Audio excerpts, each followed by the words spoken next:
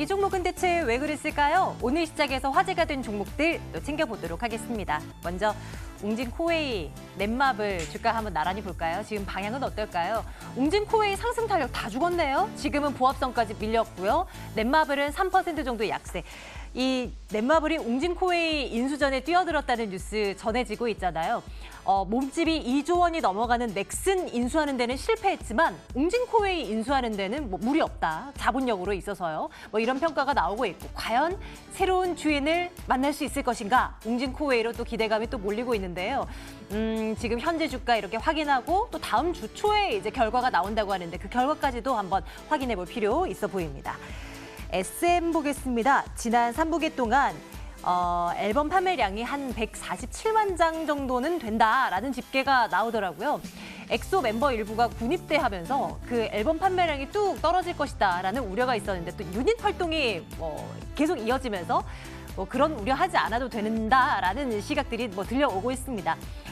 SM 현재 강보합선 진행되고 있는 상황이고요. SM뿐만 아니라 다른 엔터주들의 움직임은 더 강한 오늘이었습니다. DB 하이텍 볼게요. 주가가 우상향하고 있는 종목 가운데 하나입니다. 오늘은 시세가 조금 붙어서 6% 가까운 상승으로 진행이 되고 있는 상황인데요. 실적이 3분기에 사상 최대 분기 실적을 기록할 것으로 전망이 되고 있습니다.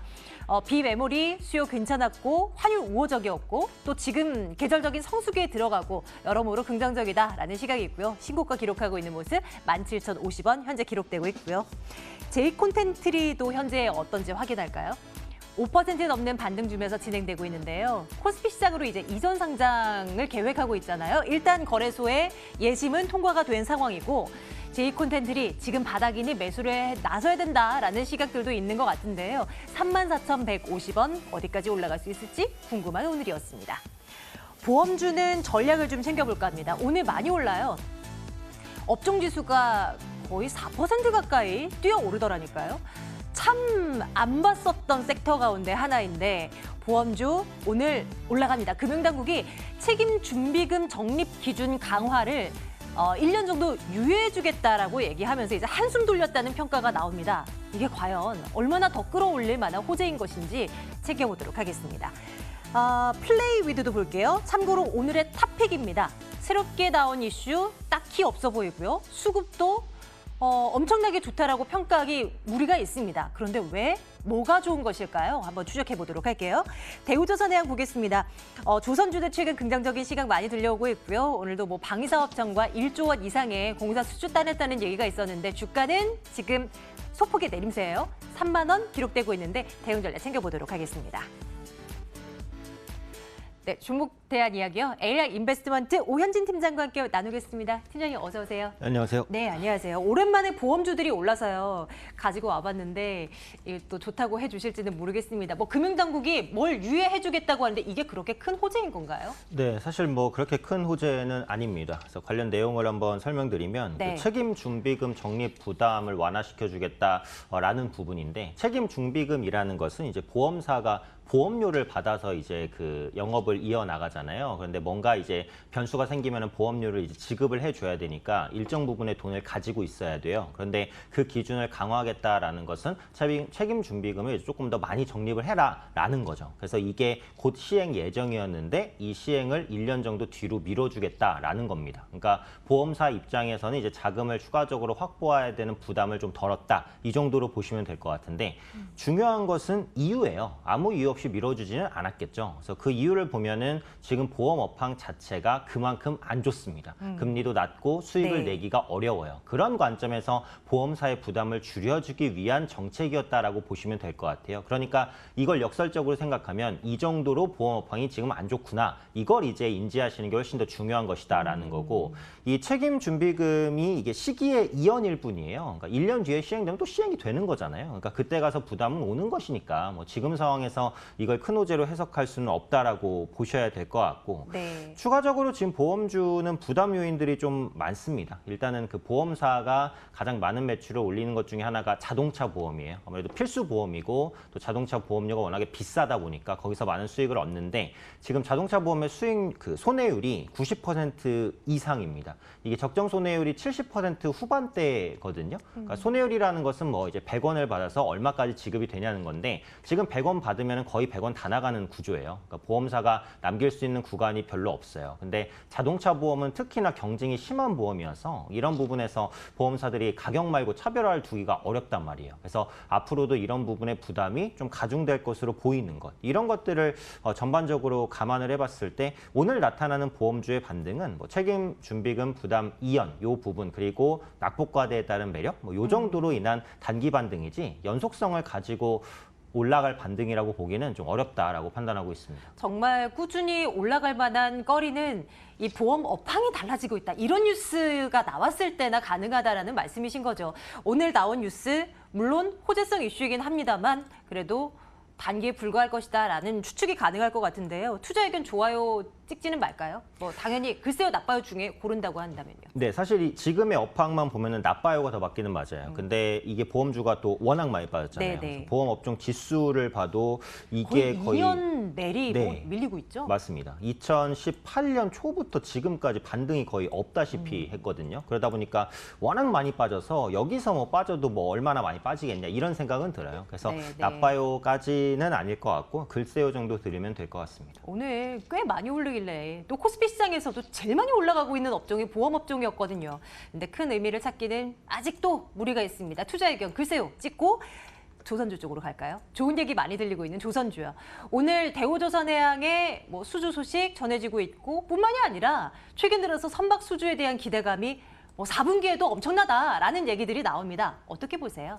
네, 조선주는 제가 몇 달 전까지는 좀 긍정적으로 보기는 했는데요. 최근 들어서는 약간 좀 중립적으로 시각을 좀 바꾸고 그래요? 있긴 합니다. 일단 대우조선해양에 대한 내용을 보면은 그 LNG선 2척, 그다음에 잠수함 1척, 1조 5천억 정도의 이제 수주를 따냈다. 대규모 수주죠. 그래서 이런 부분들이 실적 개선에는 당연히 기여할 수 있을 것으로 보이고 지금 대우조선해양이 연간 목표치 50% 정도를 채웠어요. 이제 후반인데 50%니까 당연히 목표치 다 못 채우겠지만 그래도 다른 조선사보다는 잘 선방하고 있다. 이 정도로 보시면 될 것 같아요.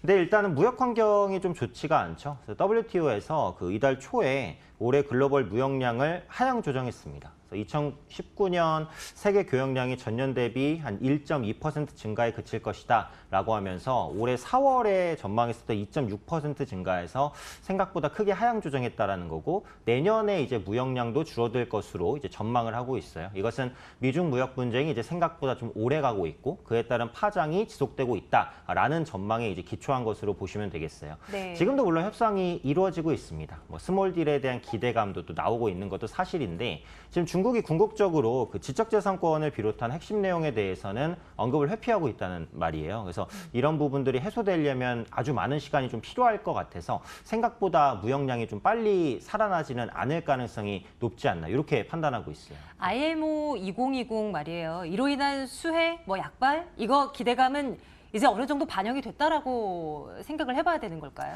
네, 지금 조선주가 저점 대비해서는 그래도 적게 올라온 건 아니라고 보거든요. 20 몇 퍼센트 정도 네. 반등을 했어요. 이게 저가 매수에 대한 기대감, 그다음에 낙폭과대, 뭐 업황 회복 기대감 이런 부분인데 제가 봐도 조선업이 여기서 더 나빠지지는 않을 것 같아요. 그런데 좋아지는 속도가 생각보다 훨씬 더 느려질 수는 있다라고 보거든요. 그래서 그런 관점에서 좀 판단을 하시면 될 것 같고요. 일단 컨테이너선이나 벌크선 이 상선의 수주가 살아나야 된다고 봅니다. LNG선, 특수선 수주만으로는 조선업을 계속해서 우상향으로 끌고 갈 수는 없어요. 그래서 해운업이 개선이 돼야 되는데 제가 이 자리에서 뭐 BDI 지수 자주 말씀을 드렸습니다만 BDI 지수가 지난달에 2,500까지 반등한 이후에 지금 2,000선을 다시 뚫고 아래로 내려왔어요. 그래서 네. 이런 부분들을 본다라고 한다면 조선주가 여기서 크게 하락하지는 않겠지만 그렇다고 크게 상승할 거라고 보기도 좀 어렵지 않을까 판단하고 있습니다. BDI 지수 왕년에 뭐 업황 괜찮았을 때는 뭐 4천, 5천 뭐 이때도 냈었던 걸로 기억을 하는데요. 지금은 그 절반 수준에 아직도 머물러 있습니다. 보험업과 마찬가지입니다. 업황에 대한 턴이 확실하게 이루어질 때야 좋다라는 말을 또 한 번 듣게 될 것 같아요. 글쎄요 갈까요?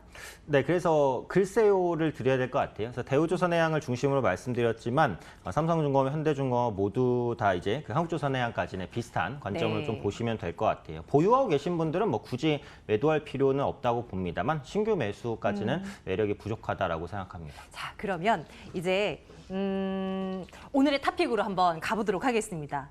플레이 위드 저희 점검할 겁니다. 최근 들어서 게임주들의 좀 돌아가면서 올라가는 날을 종종 보게 됩니다. 근데 이 종목은 왜 탑픽이 된 건지 궁금해요. 네, 일단은 그 게임주를 좀 봐야 되지 않을까라는 시각인데요.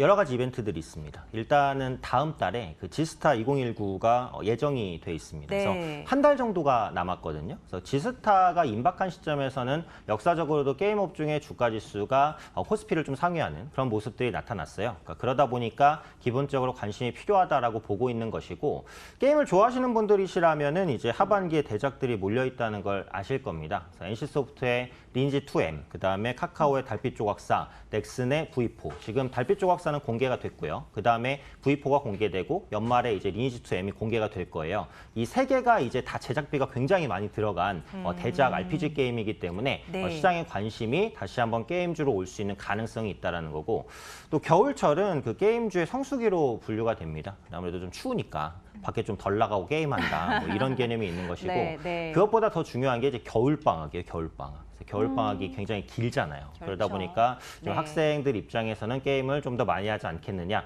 뭐 이런 기대감들이 반영되는 것이 또 이제 성수기, 게임주의 성수기로 분류가 되고 있다라고 보시면 될 것 같고요. 플레이위드를 갖고 온 이유는 일단 그 로아넴의 포커스를 또 맞춰야 되는데 이것도 재밌는 게임인가 봐요. 네, 그래서 로아넴이 이제 RPG 게임으로서 처음에 출시됐을 때 구글 플레이 매출 순위 2위까지 갔어요. 리니지 네. M에 이어서. 그러니까 정말 엄청난 흥행이었거든요. 그래서 오. 그러다 보니까 초기에 이제 주가 7월 초에 급등을 합니다. 근데 그 다음에 순위가 또 빠르게 떨어져요. 네, 이게 20위 네. 정도까지 20위권 밖으로 밀리면서 주가가 또 급락을 합니다. 근데 최근에 보시면 이제 바닥을 찍고 순위가 조금씩 올라오고 있어요. 그래서 현재 시간 기준으로 구글 플레이 매출 14위까지 올라왔다는 말이에요. 그래서 주가도 지금 시점에서는 바닥을 잡고 반전을 시도하지 않을까 싶고 최근에 이 로아넴이라는 게임이 대규모 업데이트를 진행을 했습니다. 그래서 장비라든지 스킬 추가 이런 부분들을 좀 많이 진행을 했고 또 신규 그 클래스가 나와요. 그러니까 게임이라는 건 이제 보통 종족이 뭐 여러 가지가 있는데 거기서 새로운 종족을 이제 추가한다라는 개념이거든요. 네, 그래서 보통 네. 이렇게 되면은 이제 기존 이용자들을 결집시키거나 아니면은 게임을 그만했었던 유저가 복귀하거나 아니면 신규 유저가 들어오거나 이런 일들이 보통 RPG 게임에선 발생을 하기 때문에 이 부분에 대한 기대감도 있다라고 보고 있어요. 그래서 전반적으로는 이제 좀 게임주에 관심을 좀 가질 때가 되지 않았나라는 관점에서 게임주를 네, 한번 네. 소개를 해드리는 게 좋을 것 같다라는 관점이었고 지금 플레이위드가 기술적으로나 모멘텀적으로나 괜찮은 위치에 있기 때문에 오늘 한번 말씀드리고 싶었습니다. 가격대도 좀 짚어주세요. 지금 보안이 최근 들어서 옆으로 쭉 그냥 깁니다.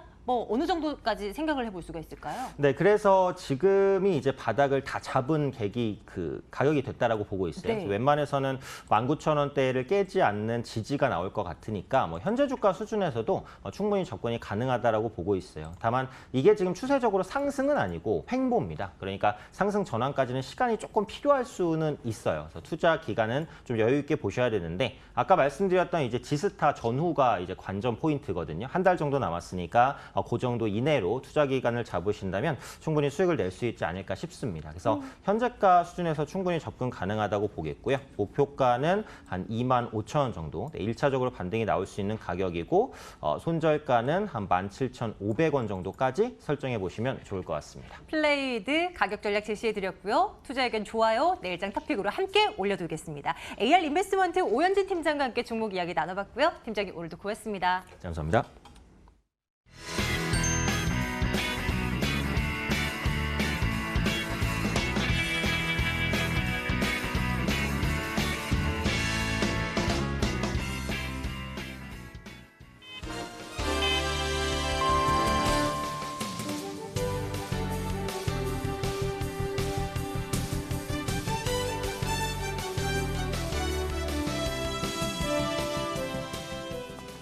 10월 21일 금요일 거래 마쳤습니다. 이 하나의 이슈로 간밤 미국 유럽 시장을 시작으로 아시아 증시 일제히 강한 모습입니다. 현재 진행 중인 미중 무역 협상에서 환율과 관세에 대한 스몰들 기대가 높아지면서 전반적으로 투심이 살아난 모습입니다. 마감가부터 함께 열어보시죠. 먼저 종합주가 지수 0.8% 상승하면서 2044.94포인트의 종가 형성합니다. 후장 들어서 탄력이 조금 빠진 모습이고요. 오늘 2048선에서 거래를 출발했는데 후장 들어서 음봉으로 전환되면서 거래 마쳤습니다. 오늘 거래량도 4조 원이 채 되지 않은 모습으로 거래량이 조금 아쉬운 모습이고요. 2044.54포인트의 코스피가 종가를 형성했습니다. 코스닥을 보시면 0.29% 하락하면서 632.92포인트의 종가를 형성합니다. 코스피와 반대로 코스닥은 오늘 쌍끌이 매도가 나오면서 지수도 역시 끌어내리는 모습이었습니다. 원달러 환율이 0.6% 급락했습니다. 1,190원을 하회하는 모습이고요. 원달러 환율 1,188원 50전의 종가를 형성합니다. 현재 진행 중인 일본 니케이 지수 1.1% 강세 보이면서 21,798엔에서 거래에 마쳤습니다. 중국 상해 종합 지수는 1% 가까이 상승하면서 2,970.55포인트의 거래가 되고 있는 상황입니다. 수급 현황 자세하게 점검해 보시죠. 먼저 유가증권 시장입니다. 일단 보시면 외국인이 610억 원 사들였습니다. 9거래일 만에 유가증권 시장에 유입이 되는 모습이고요. 하지만 거래량이 그렇게 크진 않았고 제한된 수급이 들어왔습니다. 기관이 사고 있습니다. 964억 원 사들이는 모습이고요. 오전장에 매도로 출발을 했지만 장중 매수로 전환을 해준 모습입니다. 특히 오늘 사모펀드와 연기금 투신에서 매수를 주도하는 모습입니다. 원달러 환율이 급격하게 낮아지면서 외국인들이 9거래일 만에 들어온 점 특징적으로 짚고 넘어가시면 좋겠습니다. 코스닥 시장 넘어가서 매매 동향 조금 더 점검해 보시죠.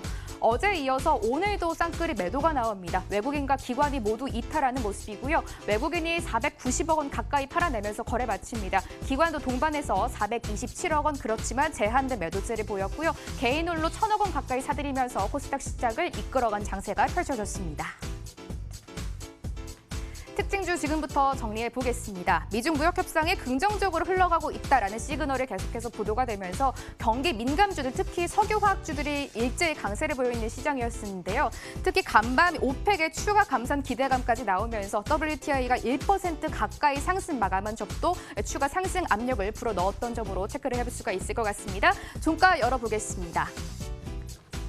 종가 보시면 대한유화가 4.1% 상승하면서 거래 마칩니다. 12만 7천 원까지 오늘 가깝게 올라와 주는 모습이고요. 한솔케미칼 4%대 강세 보이면서 거래 마쳤습니다. 8만 5,100원의 종가 형성했고요. 롯데케미칼과 롯데정밀화학도 3%대 2%대 강세를 보이면서 강한 모습을 연출해줬습니다. 애경유화도 1.1%, 금호석유도 2% 가까이 상승하면서 7만 900원의 종가 형성했습니다. 오늘 또한 중국 기업들도 강한 모습이었는데요. 국내 상장된 중국 기업들도 이어서 주가 체크해 보겠습니다. 컬러레이가 4.1% 상승하면서 거래 마칩니다. 오늘 장중에 25%까지 급등하는 모습이 보였는데요. 하지만 상승분은 대부분 반납하고 음봉으로 전환되면서 윗꼬리를 길게 달았던 점은 특징적으로 전해드리겠습니다. 헝숑그룹은 반락하면서 거래 마칩니다. 2.6% 하락하면서 거래 마쳤고요. 역시 저가 부근에서 종가 기록한 점 특징적으로 조금 체크를 해보셔야 될 것 같습니다. 오늘 제약 바이오주들이 오늘도 시세가 급변하는 모습이었는데요.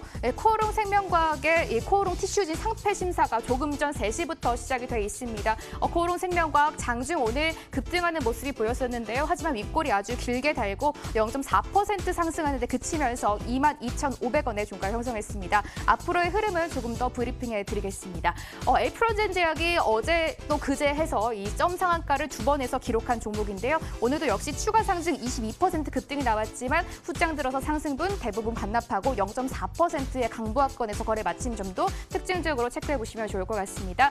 현재 검찰 수사를 받고 있는 신라젠 10% 급락입니다. 음봉으로 전환되면서 시초가 대비해서 탄력을 더욱더 빠지면서 거래 마친 점도 특징적이었고요. 헬릭스미스도 역시 10% 가까이 급락하면서 다시금 10만 원 선을 내줍니다. 99,200원에 헬릭스미스가 종가를 형성했습니다. 이 SD 생명과학도 한번 이어서 체크해 보도록 하겠습니다. 오늘 상한가를 기록한 종목인데요. SD 생명과학 상한가 풀리지 않으면서 거래를 마쳤습니다. 특히 오늘 이슈가 하나 있었습니다. 탈모 개선 특허를 취득했다라는 긍정적인 공시가 나오면서 매수세가 집중된 것으로 풀이를 해볼 수가 있을 것 같습니다. 녹십자 그룹주들도 오늘 역시 상한가를 기록했는데요. 이어서 체크를 해보시죠. 녹십자 그룹주도 역시 이슈가 하나 있었습니다. 녹십자 MS도 가격 제한폭 풀리지 않으면서 거래 마친 점을 특징적으로 체크를 해볼 수가 있을 것 같습니다. GC 녹십자 웰빙이 14일 코스닥 시장에 입성하면서 녹십자 그룹주들이 일제히 강세를 보인 건데요. 또 증권가에서도 차세대 백신 출하량이 늘어나면서 녹십자 이익 개선이 전망된다라는 긍정적인 레포트를 오늘 내놨습니다. 녹십자셀도 4%대 강세를 보입니다. 4550원까지 주가가 올라와주는 모습이고요. 녹십자 홀딩스도 1.8% 가까이 강세 보이면서 2만 원 선에 근접하면서 종가 형성합니다. 하지만 녹십자는 반락되면서 0.5% 하락하면서 11만 3,500원에 종가 형성했습니다. 오늘도 반도체주를 포함해서 일부 반도체 중소형주도 역시 강세를 보였는데요. 종가 이어서 체크해 보도록 하겠습니다. 반도체주도 체크를 해보실 텐데요. 삼성전자가 1.2% 강세를 보이면서 종가 형성합니다. 49,150원까지 주가가 다시금 올라와 주는 모습이고요. 하지만 윗꼬리 아랫꼬리를 조금 달긴 했지만 그래도 49,000원 선 유지하면서 거래를 마쳤습니다. 기관과 외국인이 동반해서 수급을 유입해 주는 모습 특징적으로 체크를 해보시면 좋을 것 같고요. SK하이닉스가 한 거래 만에 다시금 8만 원 선을 회복을 해줬습니다. 역시 장중 변동성이 조금 있는 점은 체크를 해보셔야 될 것 같지만 1.3%의 강세를 보이면서 외국인들이 오늘 강하게 이끌어주는 모습입니다. 중소형 반도체 중에서 이오테크닉스가 오늘 굉장히 좋은 흐름 보였는데요. 52주 신고가를 다시금 써주는 모습입니다. 이오테크닉스가 오늘 기관과 외국인 동반해서 사들여주는 모습입니다. 특히 단기, 중기 이평선이 모두 정별되면서 꾸준하게 상승세를 이어가고 있다는 점 특징적으로 보시면 좋을 것 같고요. 95,000원까지 올라와 주면서 52주 신고가를 다시 한번 세워주는 모습 특징적으로 체크됐습니다. 마지막으로 오늘 시장의 가장 큰 이슈입니다. 웅진 그룹주들까지 체크를 해보고 마무리하도록 하겠습니다. 웅진과 웅진 싱크빅의 상한가를 풀리지 않으면서 거래를 마쳤는데요. 웅진이 1,355원까지 주가가 올라와 주는 모습입니다. 넷마블이 웅진코웨이 인수전에 깜짝 참여 의사를 밝히면서 웅진 그룹주들이 일제히 급등을 했습니다. 하지만 인수를 참여한 넷마블은 3.5% 하락하면서 92,800원의 종가 형성했다는 것까지 전해드리겠습니다. 10월 11일 금요일에 마감 상황 간단히 정리해드렸습니다.